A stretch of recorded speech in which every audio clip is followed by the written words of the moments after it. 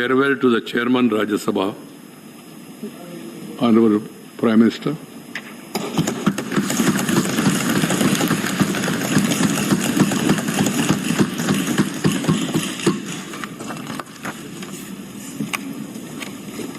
आदरणीय सभापति जी, आज हम सब सदन के सभापति और देश के उपराष्ट्रपति आदरणीय श्री वेंकैया नायडू जी को उनके कार्यकाल की समाप्ति पर उन्हें धन्यवाद देने के लिए उपस्थित हुए हैं।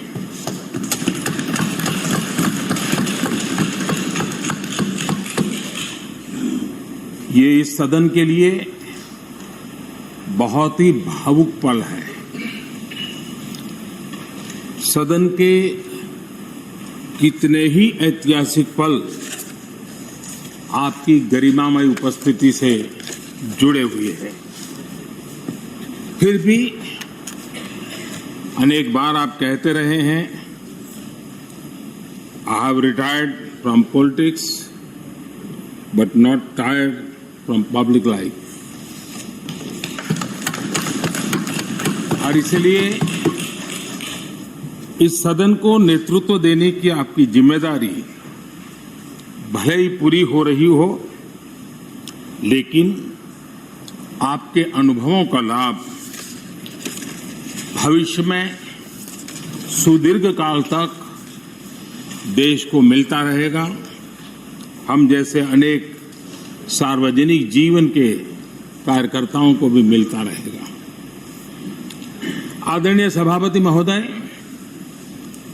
आजादी के अमृत महोत्सव में आज जब देश अपने अगले 25 वर्षों की नई यात्रा शुरू कर रहा है, तब देश का नेतृत्व भी एक तरह से एक नए युग के हाथों में है। हम सब जानते हैं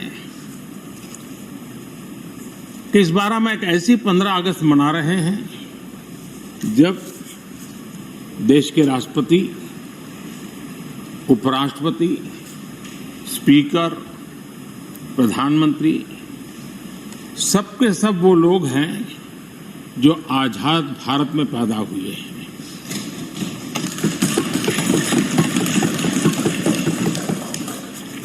और सबके सब बहुत ही साधारण पृष्ठभूमि से आते हैं। मैं समझता हूं उसका अपना एक सांकेतिक महत्व है, साथ में देश के नए युग का एक प्रतीक भी है।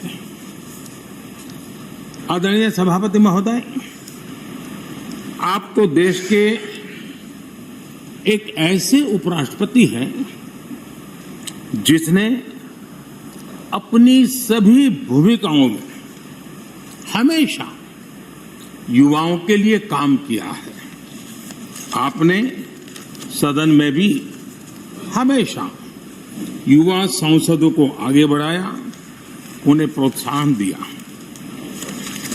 आप लगातार युवाओं के संवाद के लिए यूनिवर्सिटीज और इंस्टीट्यूशंस लगातार जाते रहे हैं। नई पीढ़ी के साथ आपका एक निरंतर कनेक्ट बना हुआ है और युवाओं को आपका मार्गदर्शन भी मिला है और युवा भी आपको मिलने के लिए हमेशा उत्सुक रहे हैं। इन सभी संस्थानों में आपकी लोकप्रियता भी बहुत रही है। मुझे बताया गया कि वाइस प्रेसिडेंट के रूप में आपने सदन के बाहर जो भाषण दिए, उनमें करीब करीब 25% युवाओं के बीच में रहे हैं। ये भी अपने आप में एक बहुत बड़ी बात है। आदरणीय सभापति महोदय, व्यक्तिगत रूप से मेरा ये सौभाग्य रहा है कि मैंने बड़े निकट से आपको अलग अलग भूमिकाओं में देखा है। बहुत सारी आपकी भूमिका ऐसी भी रही जिसमें आपके साथ कंधे से कंधा मिलाकर कार्य करने का भी मुझे सौभाग्य मिला है।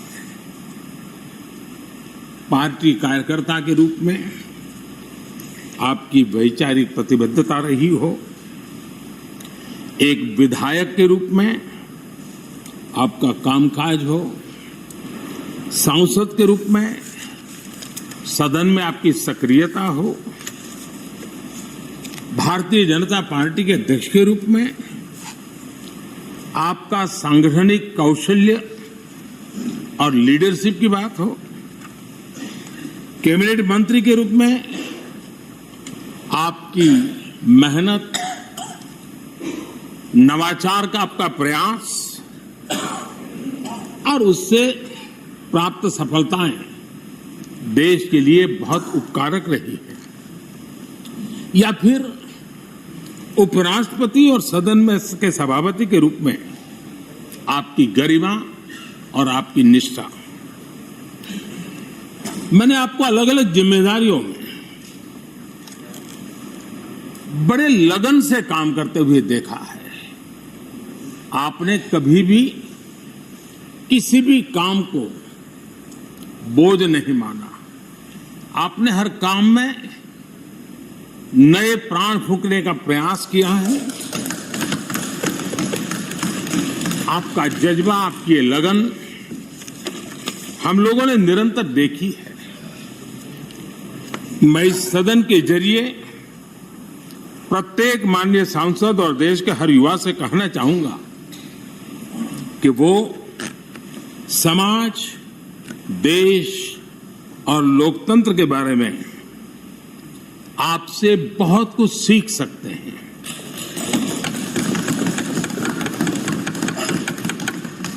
Listening, learning, leading, connecting, communicating, changing और रिफ्लेक्टिंग, रिकनेक्टिंग जैसी किताबें आपके बारे में बहुत कुछ बताती हैं। आपके ये अनुभव हमारे युवाओं को गाइड करेंगे और लोकतंत्र को मजबूत करेंगे।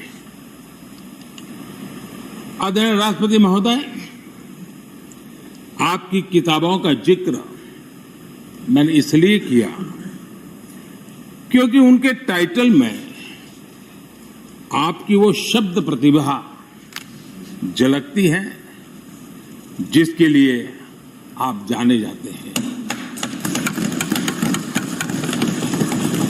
आपके वन लाइनर्स, बीट लाइनर्स होते हैं और विन लाइनर्स भी होते हैं।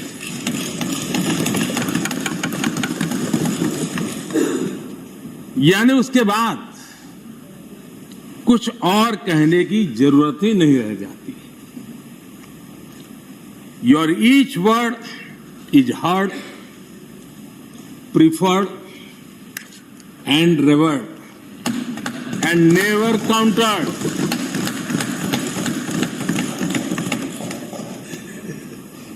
कैसे कोई अपनी भाषा की ताकत के रूप में और सहजता से इस सामर्थ्य के लिए जाना जाए और उस कौशल से स्थितियों को दिशा मोड़ने का सामर्थ्य रखे, सचमुच में आपके इस सामर्थ्य को मैं बधाई देता हूं। साथियों, हम जो भी कहते हैं वो महत्वपूर्ण तो होता ही है, लेकिन जिस तरीके से कहते हैं उसकी अहमियत ज्यादा होती है। किसी भी संवाद की सफलता का पैमाना यही है कि उसका गहरा इम्पैक्ट हो, लोग उसे याद रखें और जो भी कहें उसके बारे में लोग सोचने के लिए मजबूर हो।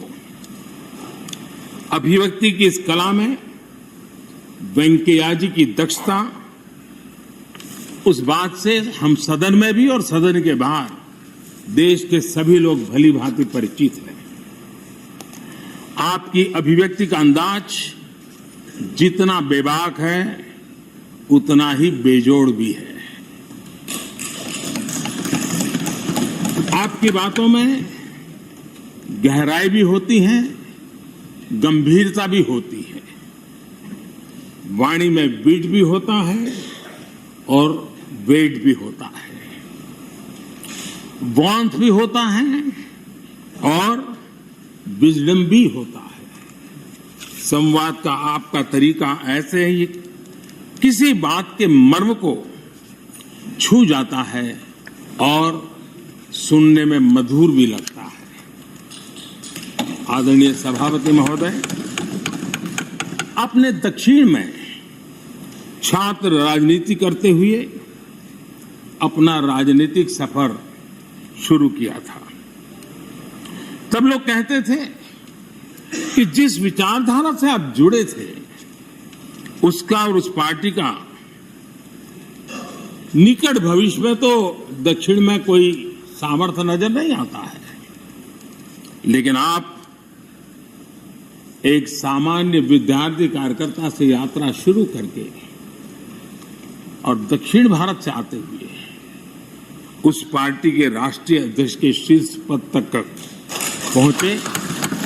ये आपकी एक अविरत विचार निष्ठा, कर्तव्य निष्ठा और कर्म के प्रति समर्पण भाव का प्रतीक है। अगर हमारे पास देश के लिए भावनाएं हो, बात कहने की कला हो, भाषाई विविधता में आस्था हो, तो भाषा क्षेत्र हमारे लिए कभी भी दीवार नहीं बनती है। ये आपने सिद्ध किया है। आदरणीय सभापति महोदय,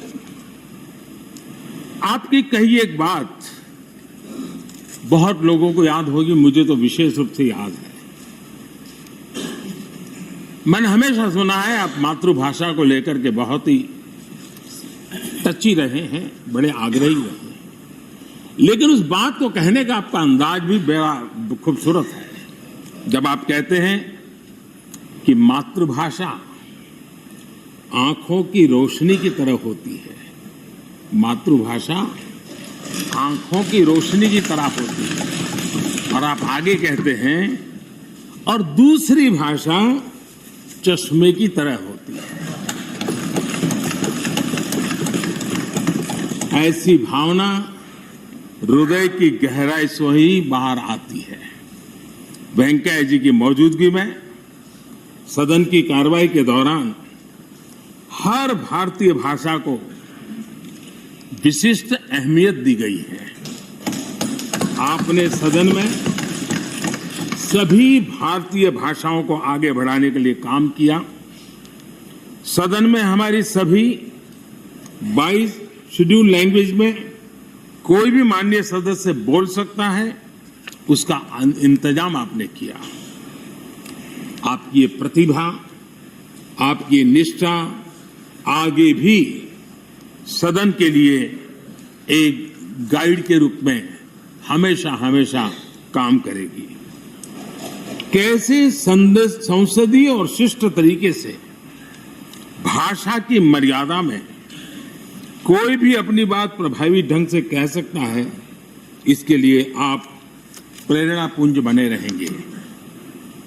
आदरणीय सभापति महोदय, आपकी नेतृत्व क्षमता, आपके अनुशासन ने इस सदन की प्रतिबद्धता और प्रोडक्टिविटी को नई ऊंचाई दी है। आपके कार्यकाल के वर्षों में राज्यसभा की प्रोडक्टिविटी 70% बढ़ी है। सदन में सदस्यों की उपस्थिति बढ़ी है। इस दौरान करीब करीब 177 बिल पास हुए या उन पर चर्चा हुई, जो अपने आप में कीर्तिमान है। आपके मार्गदर्शन में ऐसे कितने ही कानून बने हैं जो आधुनिक भारत की संकल्पना को साकार कर रहे हैं। आपने कितने ही ऐसे निर्णय लिए हैं जो अपर हाउस की अपवर्ड जर्नी के लिए याद किए जाएंगे।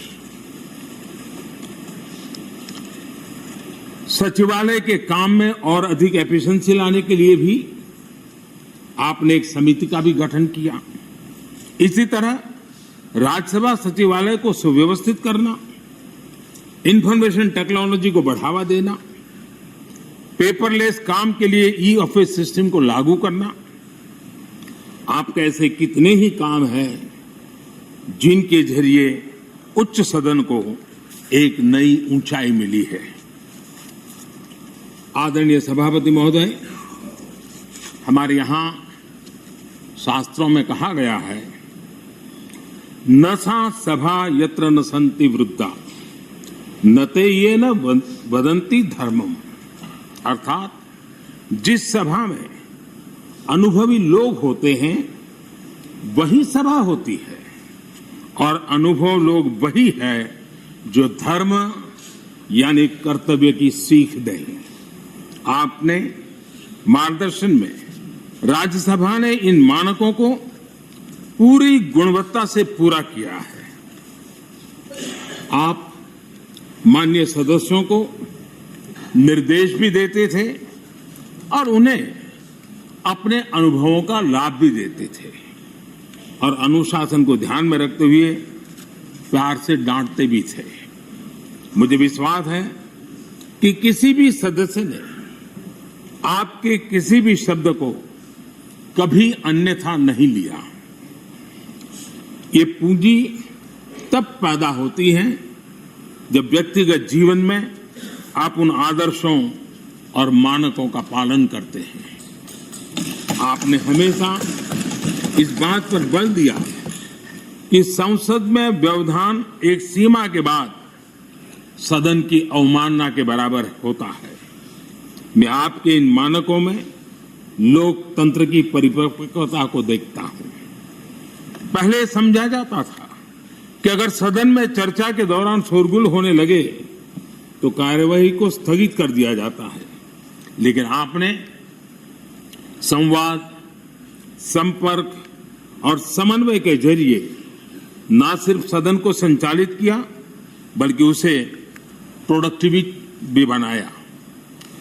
सदन की कार्यवाही के दौरान जब सदस्यों के बीच कभी टकराव की परिस्थिति पैदा होती थी तो आपसे बार बार सुनने को मिलता था, let the government propose, let the opposition oppose and let the house dispose. इस सदन को दूसरे सदन से आए विधेयकों पर निश्चित रूप से सहमति या असहमति का अधिकार है। यह सदन उन्हें पास कर सकता है, रिजेक्ट कर सकता है या अमेंड कर सकता है, पर उन्हें रोकने की, बाधित करने की परिकल्पना हमारे लोकतंत्र में नहीं है।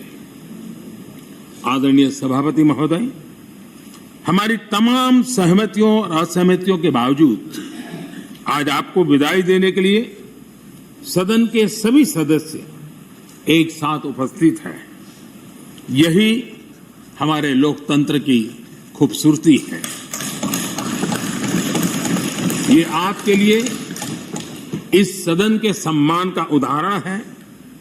मैं आशा करता हूं कि आपके कार्य, आपके अनुभव आगे सभी सदस्यों को जरूर प्रेरणा देंगे। अपने विशिष्ट तरीके से आपने सदन चलाने के लिए ऐसे मानदंड स्थापित किए हैं जो आगे इस पद पर आसीन होने वालों को प्रेरित करते रहेंगे। जो लेगेसी आपने स्थापित की है, राज्यसभा उसका अनुसरण करेगी, देश के प्रति अपनी जवाबदेही के अनुसार कार्य करेगी। इसी विश्वास के साथ आपको पूरे सदन की तरफ से, मेरी तरफ से अनेक अनेक शुभकामनाएं देता हूं, और आपने देश के लिए जो कुछ भी किया है, इस सदन के लिए जो कुछ भी किया है, इसके लिए सबकी तरफ से ऋण स्वीकार करते हुए मैं आपका धन्यवाद करता हूं। बहुत बहुत शुभकामनाएं। धन्यवाद प्रधानमंत्री जी। श्री मल्लिकार्जुन खड़गे जी।